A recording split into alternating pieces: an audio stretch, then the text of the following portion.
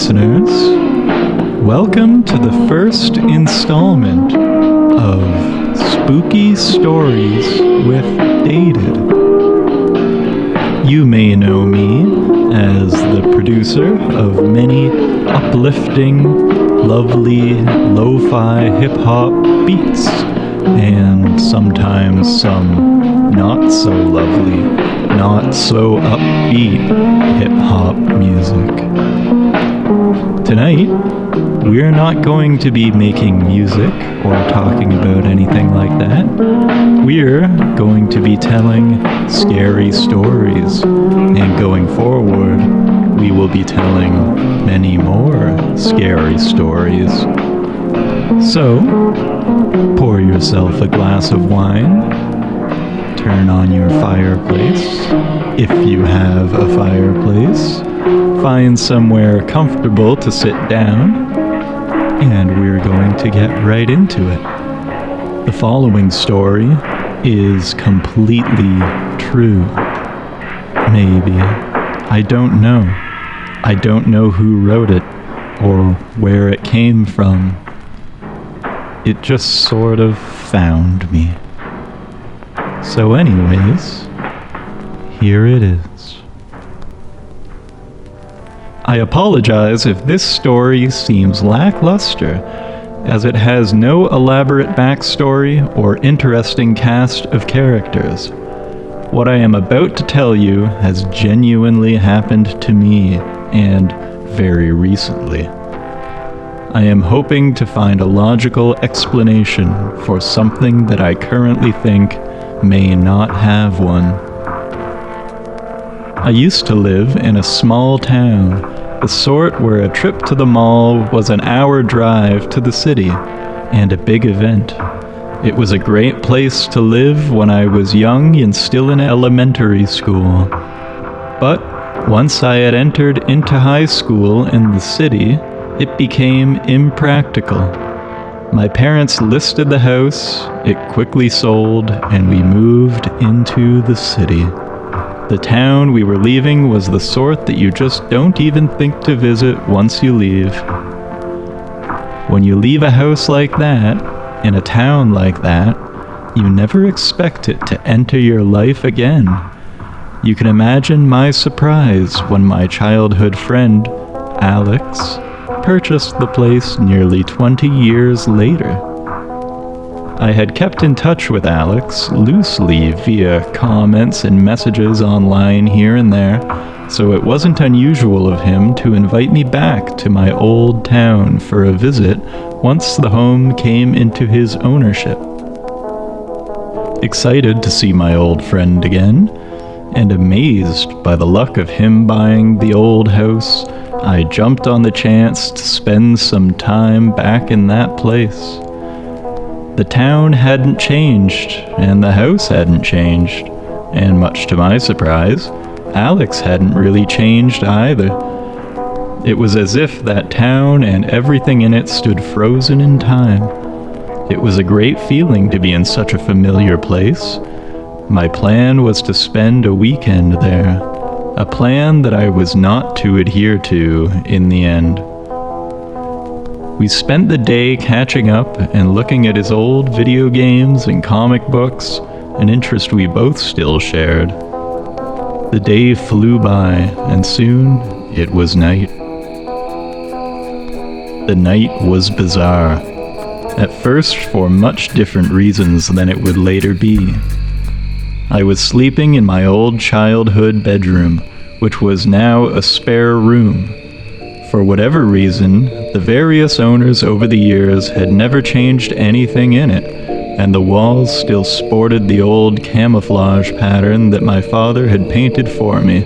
I was very much interested in the military as a child, one of the few interests that I did grow out of. It was so surreal to be back in that room that I could hardly sleep, and eventually gave up on the effort altogether.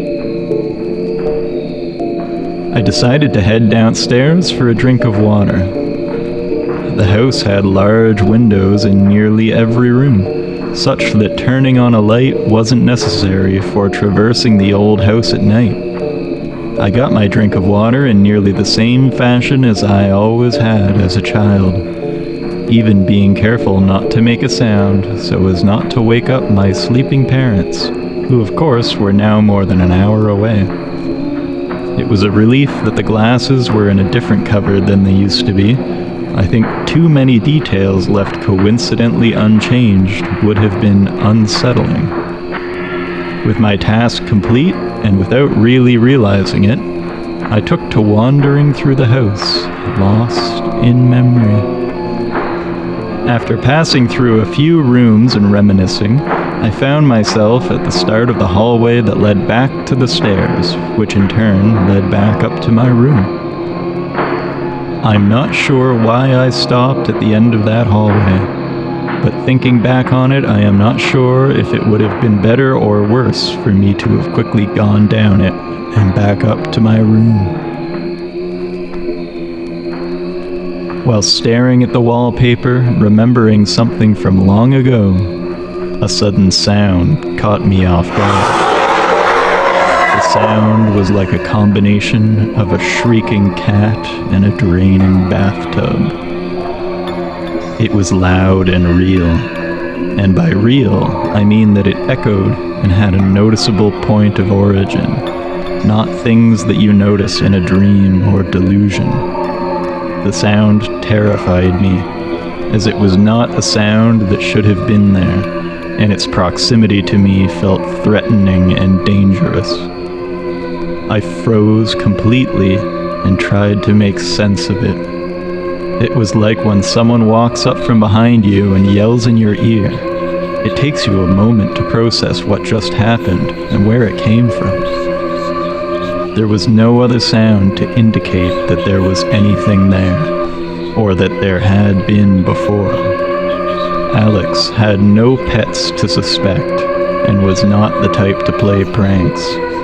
I slunk down to the floor in a sort of crouching position. I had never been quite so scared before, and all this from a few seconds of noise. I sat there on the floor, staring down the dark hallway. It was light enough to make out the beginning of the tiled floor, but the hallway stretched on into complete darkness, beyond which was an area familiar in my mind, but completely absent in that moment. I stared down the hallway towards the origin of the sound. I didn't really expect anything to be there, as I was trying very hard to rationalize what I had just heard. It was for that reason that I was so shocked when I heard the sound of what seemed like 4 limbs running quickly towards me, aggressively. The sound was not like a dog or a cat, which would be accompanied by the clicking of claws. If I had to compare it to anything, it was more like the sound of a person scrambling forward on their elbows and knees, but much faster than the pain associated with that would normally allow. The sprinting, fleshy clatter seemed to begin further down the hallway than the hallway should even allow. My heartbeat pounded harder and more painfully with each bony thump as the source crashed towards me. It was in the brief moment when a form emerged from that darkness to accompany the rhythmic scuttling that I lost consciousness altogether. The bald face of an expressionless man sunk low on a naked frame, posed more like a dog, emerged from the darkness, and my senses failed that very second. I woke up with the sun, curled up on the floor unharmed. I sat there for a moment, still in shock, as I tried to make sense of what had happened. I crept back up the stairs, now easily visible, just past where that dark threshold had been, and back into my room. I laid there unblinking until I could hear Alex heading downstairs before me. I did my best not to seem odd, and faked a reaction to a non-existent text message in an effort to head back home as soon as I could.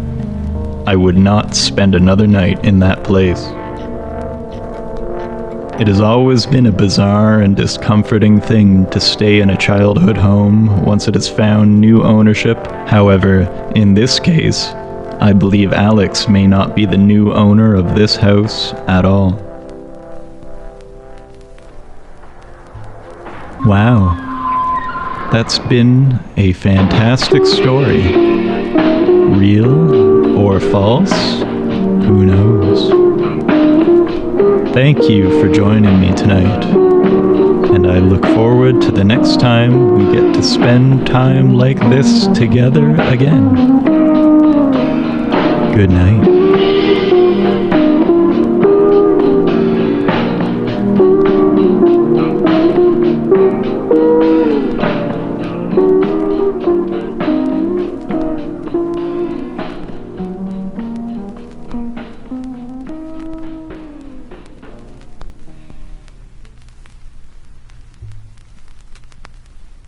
Weather Network local forecast.